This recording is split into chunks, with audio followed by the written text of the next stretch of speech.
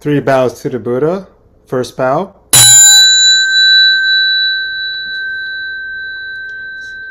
Second bow. Third bow. And bow to teacher.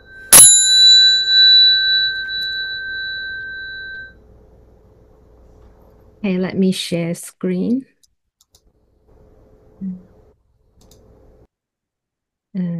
Wait, okay.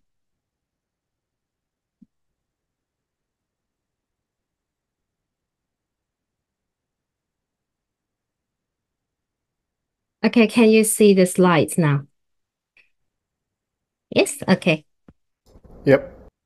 Okay. Yep. So yesterday, okay. Good afternoon, everyone. Okay, we'll start now. Yesterday, we covered the materials on whether wealth is a good or bad thing and where wealth comes from. Wealth comes from the merits of giving. And although it is the absolute law, but there are still problems involved. So we look at whether wealth comes from the causes of past lives or from waiting for the present conditions. When we use our wealth, are we gaining the fruits of virtuous and meritorious deeds? Or are we committing unwholesome causes? Then we look at what is the righteous way and what is the unlawful way.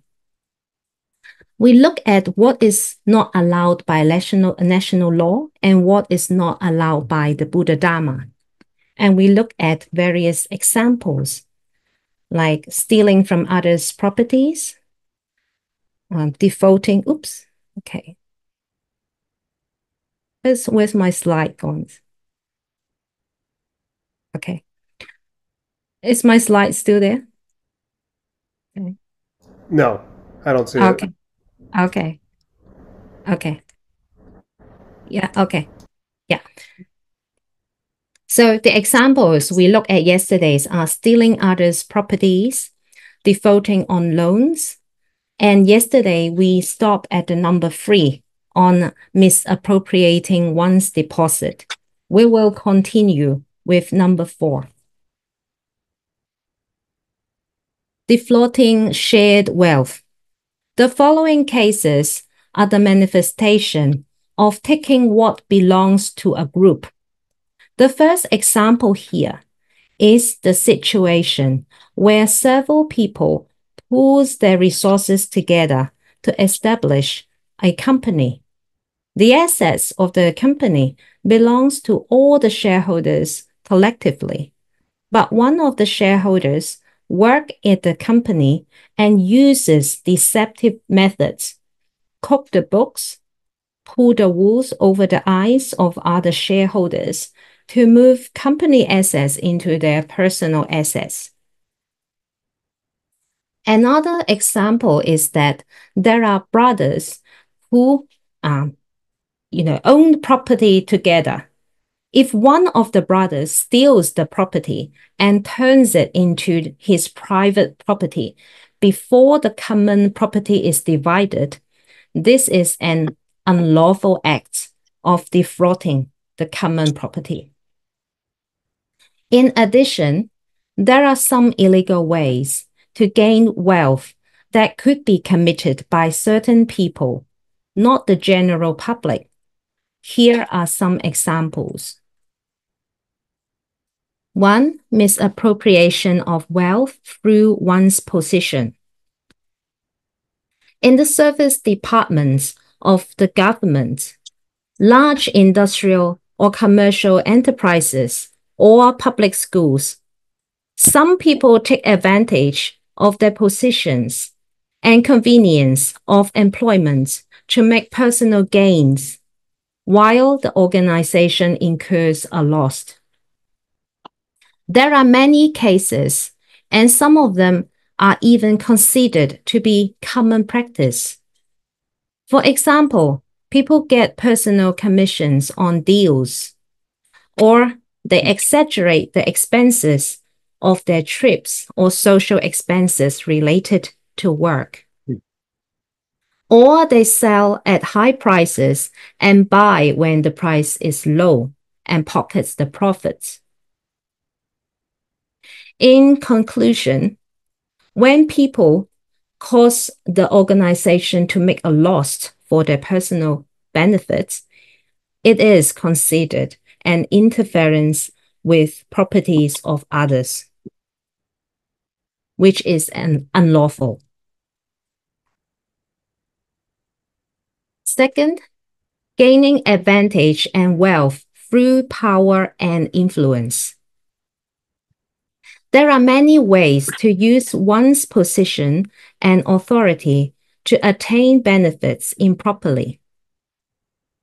For example, someone approaches a certain organization to complete an administrative procedure. The office in charge of this matter may show unwillingness to proceed or put forth many issues, causing the applicant to make several trips and still request them to return in a few days. If that person becomes too anxious because of the long wait, or if matters cannot be delayed much longer, the only thing that person can do is to bribe the staffs or buy them gifts. Once the staff get the gifts and the money, the problem is simplified and the work becomes very efficient. This is an example of being deliberately hard on someone to extract wealth.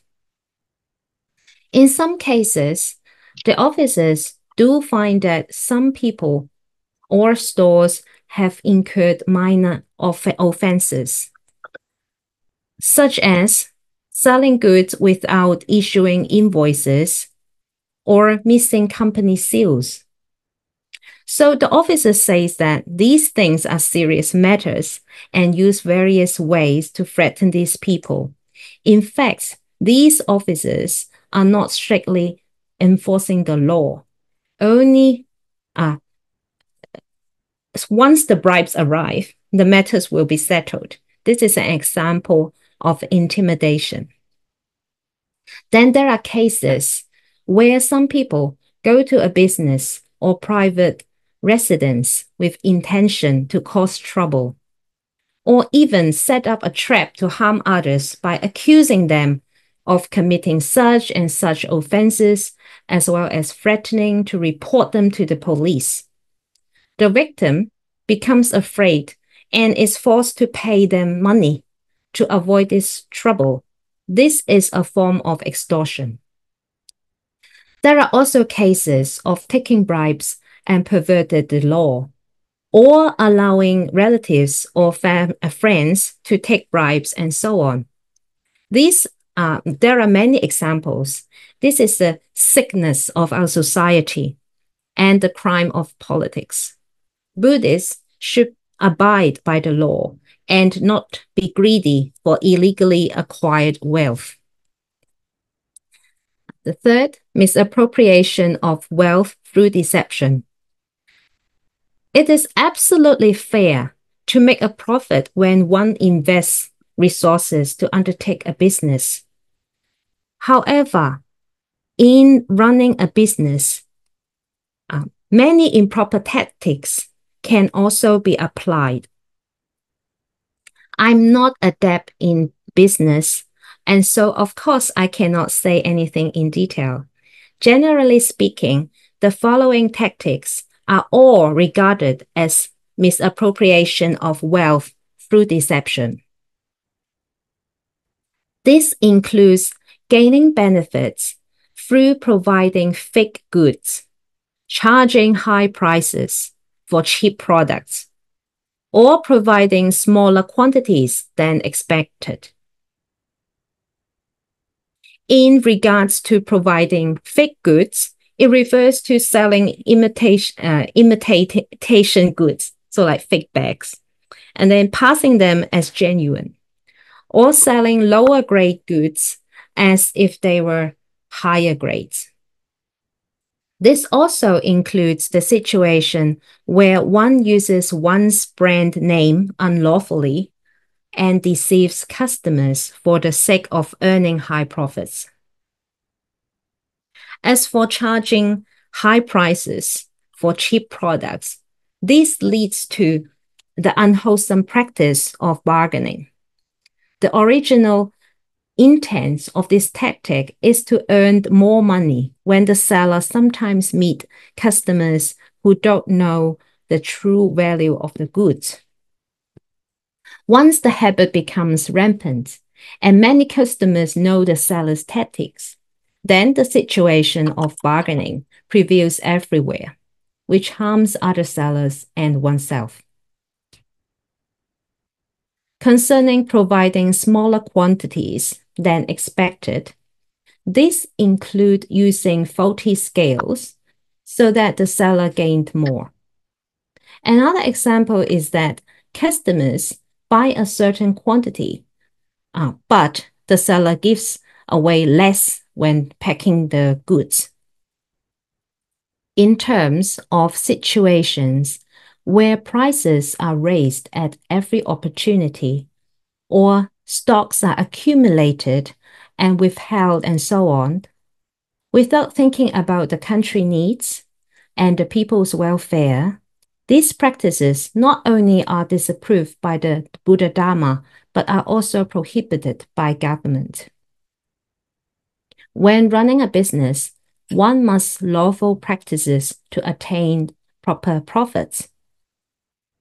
The deviant practice of attaining wealth improperly due to the corrupt nature of people and the perverted situation in society will produce bad karmic seeds that will ripen in the future.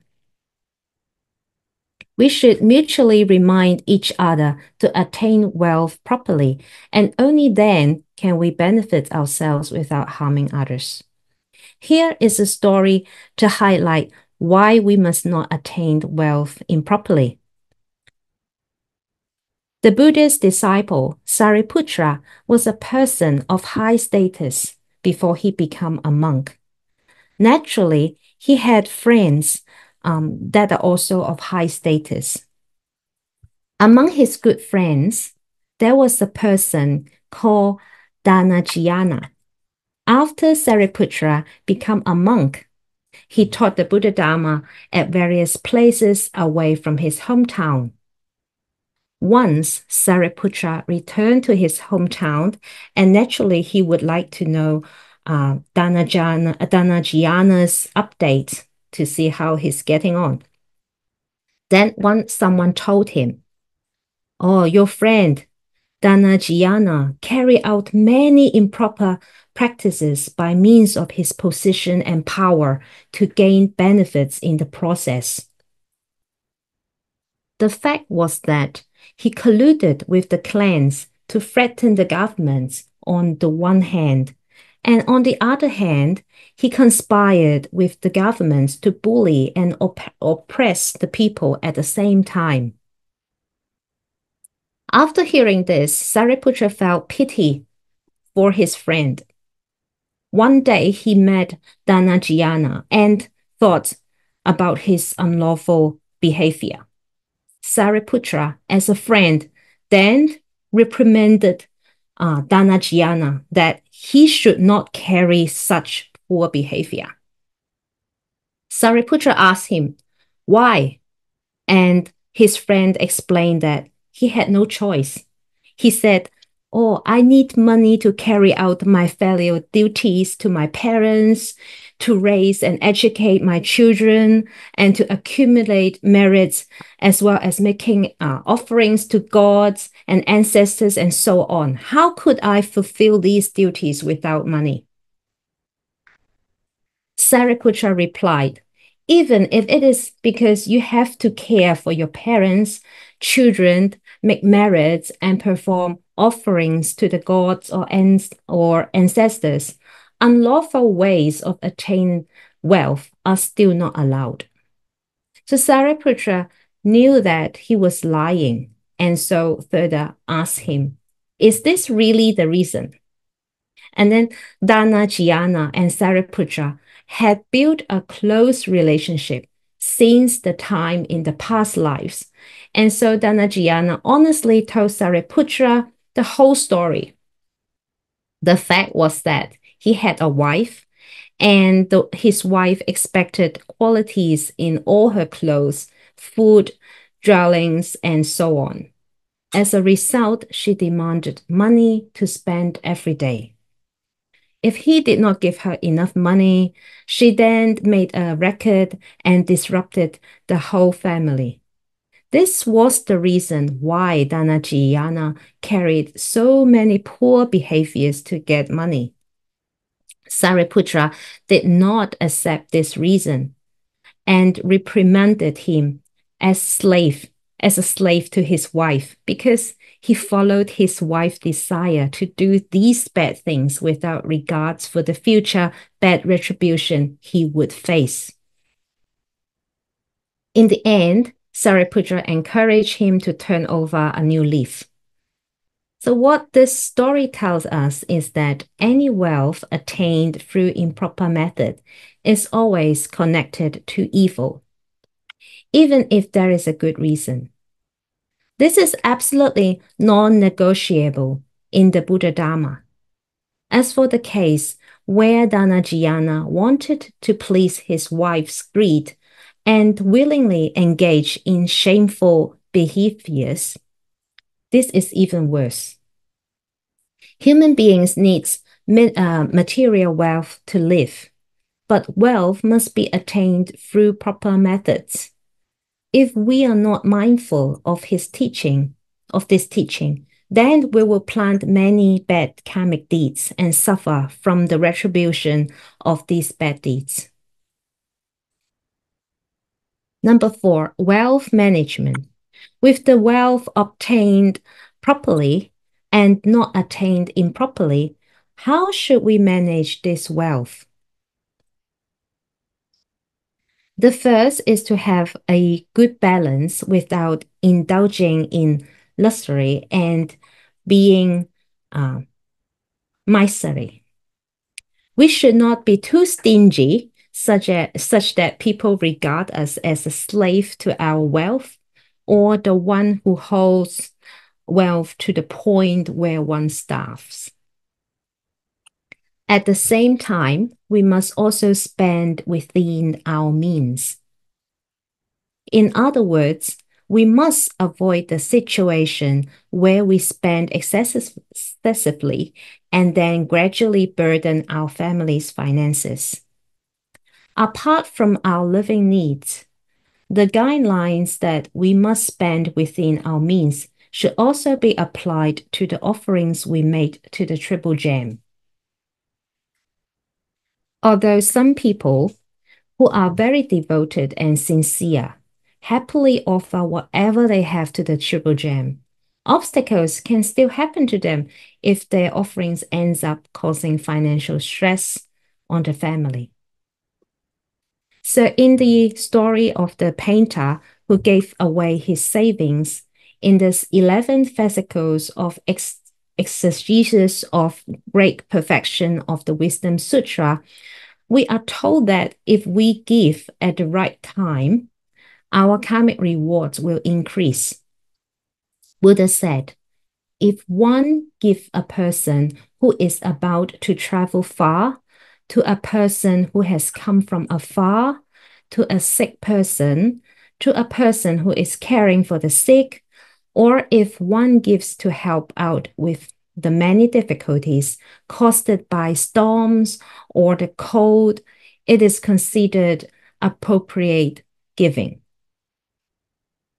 Again, if we give matches what is the most needed in a particular place, we will receive an increased karmic reward. Similarly, if one performs an act of giving on the road in a wilderness area, one gains an increased measure of merit. If we continue to give regularly without neglecting our practice, we can achieve more karmic rewards.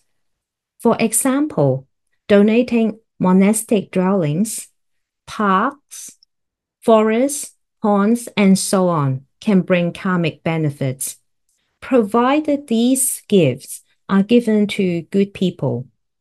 Offering to the Sangha will also increase the karmic rewards.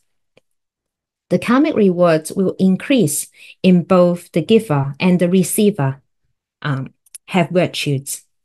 And also, if we give with great respect, giving things that are rare and difficult to come by, or giving all we have, this principle is illustrated in the case of a painter named Chinnan from the city of Puskaravati in India. He traveled to the state of Takshila and worked as a painter in a place for 12 years. With his time working hard as an artist, he earned 32-ounce pieces of gold. After living home for so long, 12 years, he thought it was time for him to go back and support his family. While traveling back to the city of Puskaravati, he passed by a place where he heard drums beating from a great assembly. Through curiosity, he went to have a look and saw monastics practicing there. He was happy to see this and approached the Kamadana, the duty distributor of the monastery. With a mind full of faith, he asked, how much would be required to provide for a day's feast for this assembly? The Kamadana replied, the monk replied, 32-ounce pieces of gold would be adequate to supply food for one day. After hearing that, he quickly brought forth his entire sum of 32-ounce pieces of gold and entrusted to the Kamadana. He said, prepare a day's feast for the entire assembly on my self-behalf. I will come again tomorrow. So he went to the assembly again the following day, and after that he continued his journey home empty-handed. The wife of the painter was very happy to see him and say, oh dear, how are you? I hope everything has been fine in the past years. You have been gone for so long, and our family needs your support.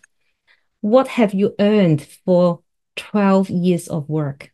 The painter replied, I earned 32-ounce pieces of gold. The wife, excited, immediately asked, where are the 32-ounce pieces of gold now?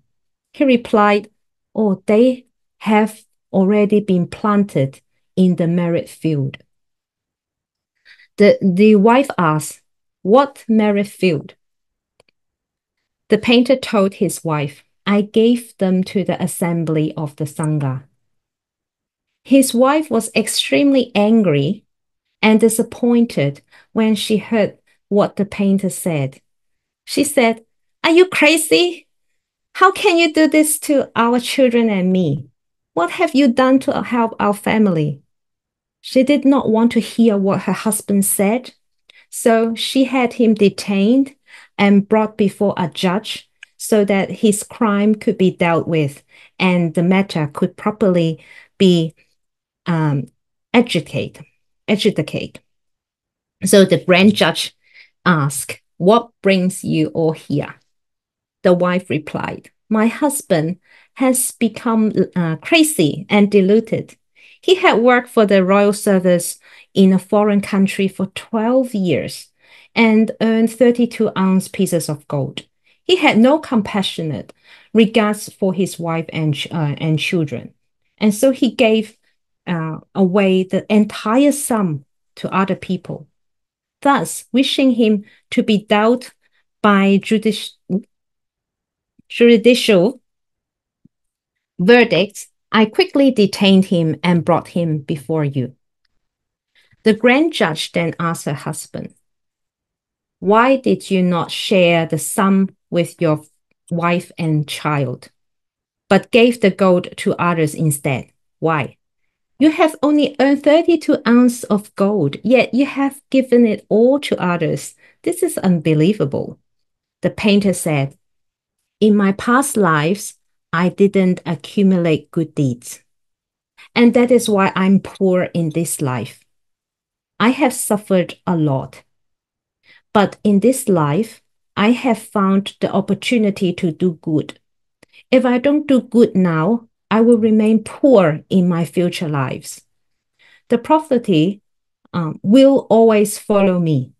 I want to end this cycle of poverty. So that's why I gave away all my gold to the Sangha community. The Grand Judge was a devoted Buddhist. When he heard what the painter said, he praised him and said, that was an extremely difficult thing to do. You worked diligently. You underwent great hardship to obtain a small amount of money, but you gave it all you had away as an offering to the Sangha. You are a good man. So the Grand Judge took off the strand of jewels around his neck and gave it to the poor painter, along with his horse and his income he received from taxes he collected. He then declared, initially, when you gave the gifts to the gathering of the Sangha members had not yet consumed the food. It was like the seed which was not yet planted. But now a sprout has already emerged from it. The great fruits of this will come forth in your next life. So when I heard this story at the Itong Buddhist Institute at class, I was shocked because the main character in the story is an artist, and I was an artist too. I understand that artists put a lot of time and effort into their works, but what they earn is often less than what they had put in. A life is not so easy for them to continue to use their talents to make a living. Artists are direct and true to their hearts. They do not pretend. They simply do what they want. Most of them are kind and generous, even though they are poor. This is my experience of studying at the art school and meeting different artists. The painter in the story was not rich. He worked very hard for a long time, but for a small amount of money. With his faith and true understanding of Dharma, he decided to offer all he had for the Triple Gem and planted the field of merits.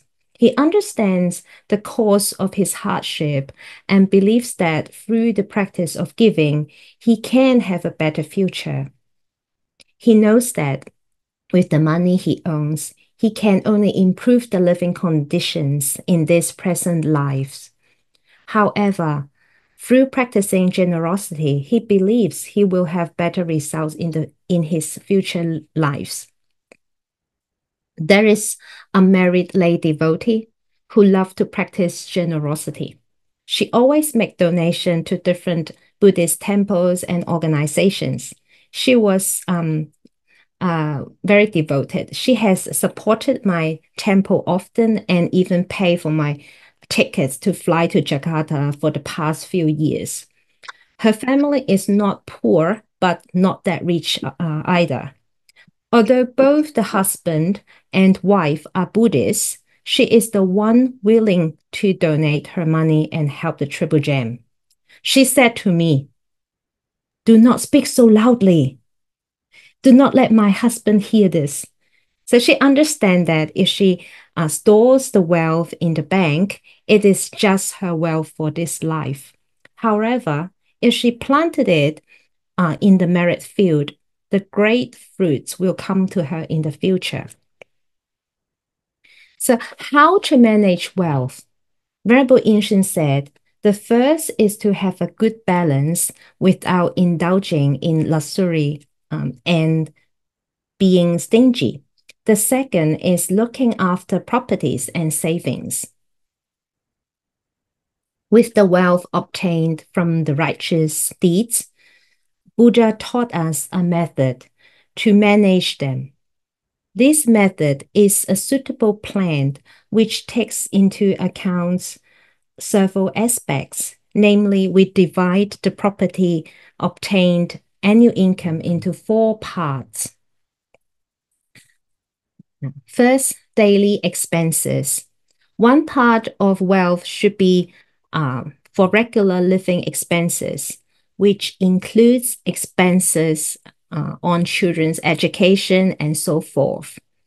If financial resources are available, we should have reasonable living conditions that are not be extravagant, but is enough. The second, saving. Life situations are impermanent. Sometimes we get sick and we must grow old in the future. There will be unexpected events that require expenditures. Therefore, we should save one part of our annual income for unknown expenditures and also retirements, etc. Although the amounts of savings may be extremely small, it has a significant meaning. Having savings will not only avoid the embarrassment and needs to ask someone to help when a problem arises at the last moment, but it can also develop a habit of not wasting money. The reward saving accounts of recent times also have the same purpose. So the third, career development. No matter what occupation we have, we should spare one part of our annual income as expenses for career and development. Whether we use this money to develop fields or gardens, build factories, increase capital, or advance education and improve work skills, these can increase our income and hence increase in our wealth and savings. Fourth, carry out good deeds. Humans should not think for themselves and their present lives only. We should care and take account of social interests and the happiness in future lives. Therefore, we should spare a part of our income for social welfare, such as funding cultural and charitable activities. Also, we should support the Triple Gem by making offerings, helping, and protecting the Triple Gem. This is not only accumulates virtues and merits for ourselves, but can also benefit and bring happiness to others. This method, which of budgeting expenditures that attend to all 4 aspects, is the most sound and reasonable way of managing wealth. So in the past, Buddha was teaching at Varanasi. At that time, there was a rich elder called Yin-Nan.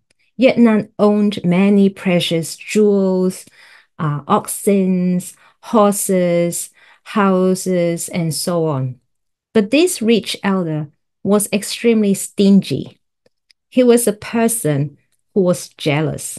He did not believe in the importance of morality, and he did not like to do charity. He used to tell his gatekeepers not to let anyone in if they were begging for food at the door. So Elder Yin-Nan had a son named Kandana. This son was also very greedy. And at the end of his life, Elder Yin-Nan was reborn in his hometown as the son of a blind beggar. The blind woman lived by begging. And one day, her husband said to her, "You are very sick, and now you are pregnant. I am very poor and cannot support you with food and clothing. So you must find a way to make a living somewhere else." When the blind woman heard what the man said, she left the house and went to the dung heap not far from her house and decided to stay there. So the living condition is really poor because she is so poor and she is blind. And 9 months later, the blind woman gave birth to a son who was also blind in both eyes. So the blind woman raised her son by begging until the boy was 7 years old. Then she said to the boy, her son, to the boy, I have brought you up well. Now it is time for you to go begging on your own with a stick and a bowl. When you beg, you must tell others with sorrow. In this world, the poor are the most miserable. My life is terrible. I have no luck. I was born in a poor family and I am also blind. So people always look down on me. Can you please give me something to eat and drink so that I shall not suffer from hunger? So her mom teach him what to do. He has to say this when he do the begging. So after hearing what the mother has said, he started begging from house to house. When he reached the house of his son, Kananda, so he go back to his old house, the gatekeeper was not there. So the blind boy went in and said what the mother had taught him. When Chandana heard this, he became very angry and asked the gatekeeper, who let this blind beggar come into my house? The gatekeeper was very frightened. He immediately dragged the boy out of the house and pushed him on the ground, resulting in injuries to his head and face and a broken arm. And the beggar's bowl was shattered and broken. For the poor little boy, all the food he begged was now scattered all over the place. The little boy was cried loudly in pain because of his physical wounds. When the blind woman heard this, he came quickly and asked, who is the wicked man bullying my child? My child is young and blind. What wrong has he done to deserve this treatment? The blind boy replied to his mom, oh, when I came to this house to beg, someone shouted loudly and used a strong guard, and then suddenly the strong guard came out, pulled me out of the door, pushed me to the ground. Now I'm in great pain, mother. I think I'm going to die. So at that moment, the guardian gods at the door appeared and said to the blind boy, oh, what you are experiencing is only a small pain, but a greater one is yet to come. In your past life, you were greedy and stingy. You have a lot of treasures, but you were not willing to give them away. You did not do charity. That is why you have suffered so much in this life. Wealth in this world does not last forever. If you have treasures and wealth, but don't do charity, it is the same as if you don't have them. And when you die, you suffer even more because of your greed and because you are not willingly to let go all these treasures. So what is the point of worrying and regretting by then? There are crowds of people watching this on the street, discussing what they see and hear, and they are so loud that their voices can be heard in the distance. At that time, the Buddha and the bhikkhus entered the city to beg for alms. The Buddha asked Ananda, what is that noise? It sounds so urgent and desperate. Ananda told the Buddha what had happened to the blind mother and the child and added, dear Buddha, please have mercy on them and pay the blind child a visit. So when the Buddha returned from begging and had finished his lunch, he went to see the blind child. The Buddha saw that the little boy was in great pain. The Buddha put his hand on the child's head, and all at once, the boy's broken bones and wounds were healed, and he also remembered his past lives. So the Buddha asked the blind boy, "Are you the elder Yuanans in the previous life?" The blind boy replied, "Yes, Buddha." Buddha told Ananda, "People of our world are so stupid that they do not know each other as fathers and son after rebirth to the next life." Furthermore, Buddha continued to explain, people on earth strive for hair and wealth, and they suffer all kinds of hardship in order to achieve these things. But they don't realize that they cannot even protect their own lives, let alone seeking for hairs and wealth. Just like a person who hides under a tree in the summer heat, after a while, this person will leave. He will not stay there permanently. Our descendants and wealth are also the same.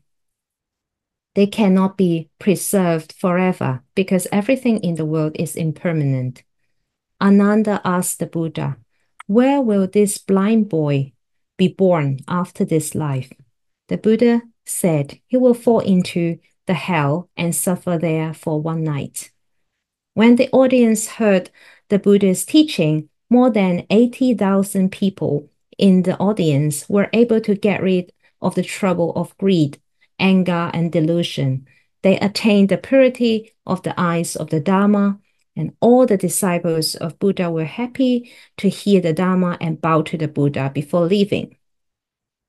So, okay, so this story is from the Sutra of Buddha's talking to Yuan. Okay. So in the Adornments of Mahayana Sutra, it said, "The foolishness of not giving is the root of poverty. And when greed accumulates, one falls into the evil paths. This kind of greed and stinginess is the root of all sufferings. Therefore, those who are wise should break away from stinginess and greed. Being greedy and unwilling to give are not only the fruits of poverty, but also the root cause of many afflictions." In the Sutra of Perfect Enlightenment, it says, "If one can break away from hatred, love, greed, anger, and ignorance, they will all attain Buddhahood regardless of their differences in nature." It means if we want to be free from sufferings and attain happiness, we should understand the principles of causes and conditions and the results rising from them. We also need to understand the notion of impermanence, and we should implement the practice of giving. This can eradicate the stingy and greedy thoughts in our mind, as well as the bitter fruits of the poverty. After that, we can further eliminate the three poisons of greed, anger, and ignorance, and will be able to attain freedom and liberation. Okay, so number 5, who owns the wealth? Who does the wealth belongs to? This seems a simple question, but in fact, it is very complex. It can be explained from 3 aspects.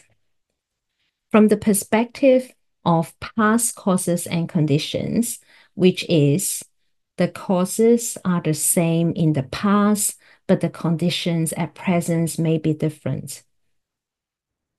This means on the one hand, from the perspective of past causal karma, those things such as the earth, waterways, mountains, fire, water, fields, garden, each flower, each blade of grass are common to all beings.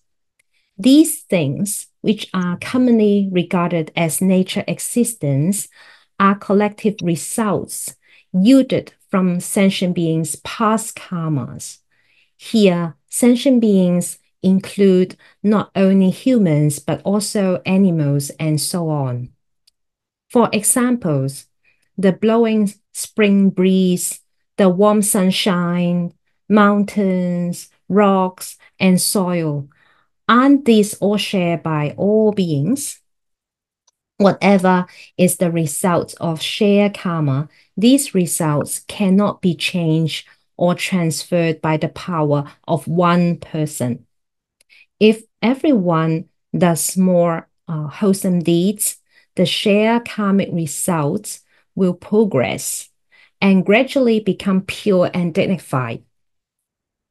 If there is an increase in unwholesome deeds, the shared karmic results will regress and everything will become barren and desolate.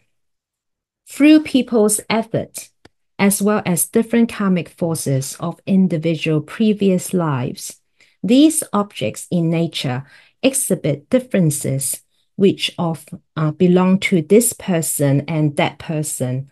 So it is said that the condition at present may be different.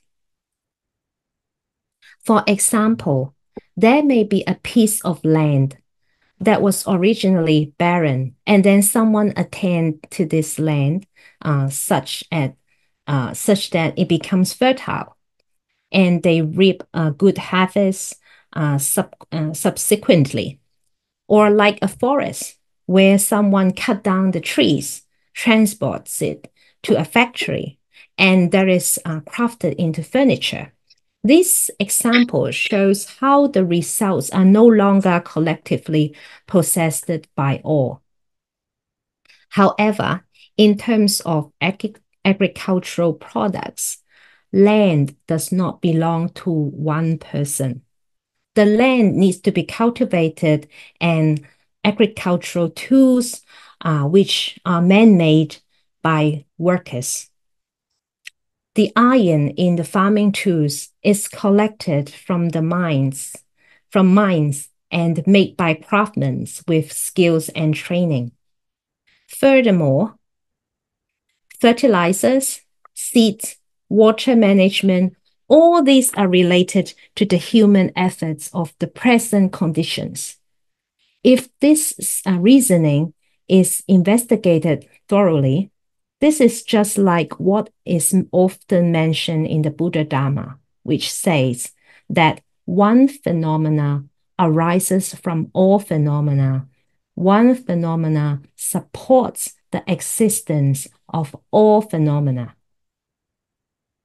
Therefore, every object existing due to present conditions also embodies the same meanings of shared results. But depending on the skills and effort of each person, the present conditions and the supporting conditions have differences, which then manifest in differences between what each person owns. Number 2, from the aspect of present ownership, the answer to the question is that the wealth belongs to individuals in terms of ownership, while it belongs to all in terms of sharing. Ownership is a state of possessing something and then having the right to own it. This ownership can be an individual, a family, a community group, or a country. Although among all things, there are many shared by the public. Once one party claims ownership of an object, it will become privately owned land or assets. Private ownership, due to selfish possessiveness and insufficient knowledge, causes people to often exceed the amounts they should own. According to past causes and conditions mentioned above, such ownership may not be reasonable. Even in ancient times, people took humans as slaves and as assets that could be traded. And even now, human beings still take cows and horses as their belongings that can enslave and or killed. Another example is when a citizen of a certain country discover an island, this island will be regarded as the land of that nation and may even prohibit others from moving there. In addition, it is illegal, considered reasonable to use force to invade another country and obtain their land and or interests. Nevertheless, our world is originally not ideal and inseparable from the selfish concept of self. Having the idea of non-self means one has transcended the world. Moreover, wealth itself has the elements of conditions at present may be different. So the world will naturally have systems of property of private ownerships. Such kind of ownership, which things are possessed by one or another, may not necessarily be ideal, but for the sake of maintaining stability in the society, statutory law or common law will be established to guard against encroachments on each other. Over time, as society develops, systems to better govern ownership will naturally and gradually move towards righteousness as knowledge improves and morals become higher. For example, the political ideology focusing on the prosperity of people's lives means that the progress would see all farmers with their own land, or the benefits of appreciation in land values becomes the collective benefits of all people and so on. For example, the principle of people's welfare becomes advanced to a point where tenant farmers have their own farmland. Moreover, additional rules to the principles requires that the extra value from price increments of land due to urbanization belongs to the public government. If there is a progress in knowledge, advancement in morality, and a closer relationships in present conditions at the present, more interconnections of human relationships, it is believed that our world will gradually reach the state of great harmony, which is more in line with the principle of having same past causes, but different condition at the present. However, our world will always exceed as the world, and the nature of private possession will always exist forever. Only in the Pure Land we can truly escape from a relation of private ownership. Because of having the same past causes but different conditions at present, although wealth is privately owned, it is still possible to be shared with others. There are many examples, such as crops of the farmers. Sparrows can enjoy and share the harvest. Also, when we plant flowers and trees, we can stop others picking, but we cannot stop others from looking and appreciating them. Even though we surround the place and prevent others from visiting, the fragrance of the flowers can still reach other people's nose through the wind. Another example is that when we turn on the radio and listen to beautiful songs, we do not even notice our neighbors are enjoying the music as well. If there is an unexpected rainstorm and people on the street take shelters under your roof, you will allow them, right? Also, during the war, your country can recruit, commandeer private resources and land, such as taking empty houses for refugees to use temporarily. If everyone has no food and clothing, then it is difficult to keep food and clothing privately. Sentient beings live mutually support each other. Things arise because of having common past causes, but different conditions at the present. Although these things can be obtained as private properties, but they may be used and shared by others. Okay, so this will be the talk for today.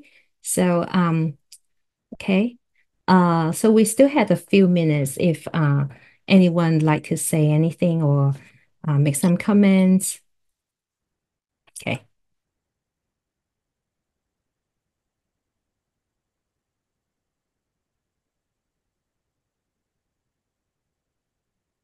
So, from the stories, it's very good that, if we can donate and help people with what we have. But remember, we still have families, and it's very good that Venerable Yin-Shun talk about how to separate our wealth into four parts. So all areas we can, look after.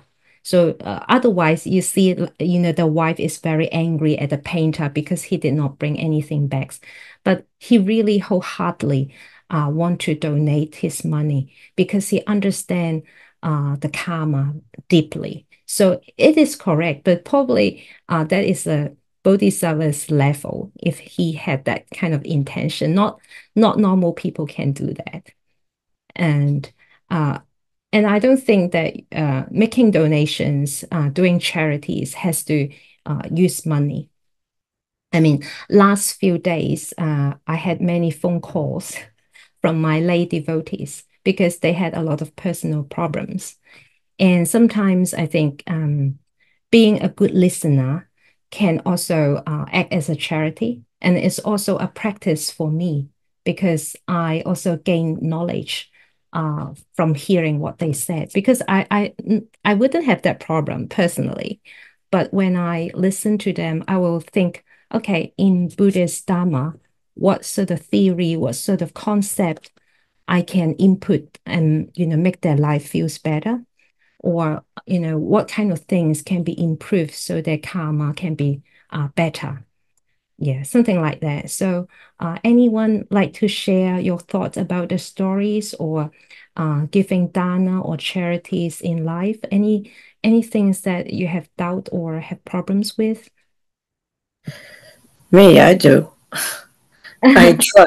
I tried to do an art project where I painted somebody's lighthouses, and he didn't like the first thing I did, so I tried to improve it and do what else he asked for. And then in the end, after a couple of weeks, he came back and he had sanded everything I had done over several week off. So I just said to him, I don't think you're ready for your lighthouses to be painted. He was going to give me some money, and I said, no, I have no proof that I did any work. So I walked out on him. Oh, so you did the work, right? Yeah, I did, but then he sanded it off. It was these lighthouses that he had, Oh, um, okay. Oh, okay, okay. Oh, yeah, and okay. there's nothing I could do. So I just walked out on him. And I said, I just don't think you're ready to have them painted. Oh, yeah, yeah, yeah. Sometimes You I can, think, yeah, before we start a project, it's better we, have more communication between people, between each other. It's better that way, I think. Yeah. well, what it is that I had communication, but Mm, I you can be nice to some people, but they mm, might not want to accept it. And yeah. Yeah. you know, and there's only Mm, so much you can do. And I needed the money, but then I said, forget it, because he's a miserable old man who wouldn't he oh, he he wouldn't accept anything. So I just gave up. That was oh, probably okay. the best thing I could do for him. Oh, okay. Yeah. So next You know, time, I know that sounds kind yeah, next time when you face some people like that, maybe it's also better to talk to them a little bit longer before you start. So that can sometimes save your time and energy. I think that sometimes it's very important you also know what other wants. you're like training yourself to be like a bodhisattva. You also need to sort of know what they want, not just what you want. No, I mean, I Yeah. did what he asked me to do, Oh, okay. and Oh, he okay. still didn't like it, He and then he didn't like wanted it. something else. And Oh, then, then it's his fault. Then he's yeah, not. it's his fault because I Yes. did everything. And then he sanded it off and then claimed that he had sm Oh, then smeared his hand on you there, have which is to a lie. you have to record it. Record it. Next time when you have any projects, you have to be very clear what you say and let them sign and document it. Well, I'm going to have to, but I found that even documenting it at one point, somebody just didn't Mm. uh, pay me. Oh, but don't worry. He will pay you in the next life or later. Yeah, I get that, but it's Oh, yeah, just you that I, get that, right? Yeah, yeah, it's I mean, just yeah. Sometimes I was thinking, oh, why artist has to, suffer. But don't worry, as long as we act under the precepts and be a good person, good rewards will come sometimes. Don't yeah, worry. Okay. I'm not expecting certain things to happen. I mean, Uh, everything, it's just I have to be careful, that's all. yeah. Okay. Venerable, that story with the painter. Yeah. I don't see why he gets any credit because he really shafted his family and did not keep his marital vow when he gave all the money to the Sangha or wherever he gave it to. I mean, like I look at it from a different viewpoint. Mm, You mm, know, mm. he definitely reneged on his vow Yes. and hurt his family. I can't Yes. go with that. Mm-mm-mm. From that point of view, you're right. That is a worldly level. Yeah, it's better we look after our family. But in our other level, he do that because he wants to donate the money for the Triple Gem, and he knows by doing that he will have lots of merit and rewards. And he is very happy that he had a chance that day. And 32 ounce of pieces of gold can fed all the Sangha in the temple for one day. So sometimes, But why yes, doesn't the Sangha and yeah. don't they get a demerit for taking that money off of Uh, whatever this guy's head trip is? I don't know.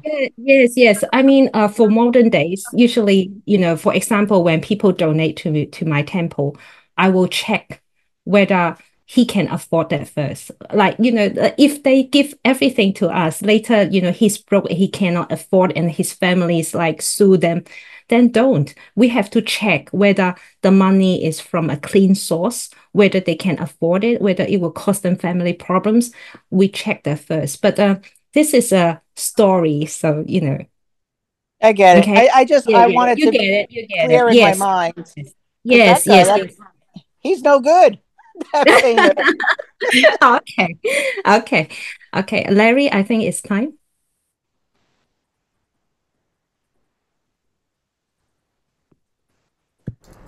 All right, three bows to the Buddha. First bow. Second bow.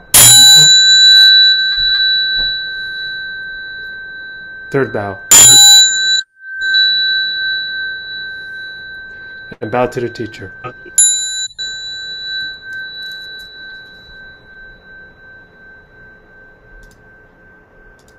Thank you, Venerable. Thank you. See you soon. Thank Bye. you. Okay. Bye. Bye. Mm.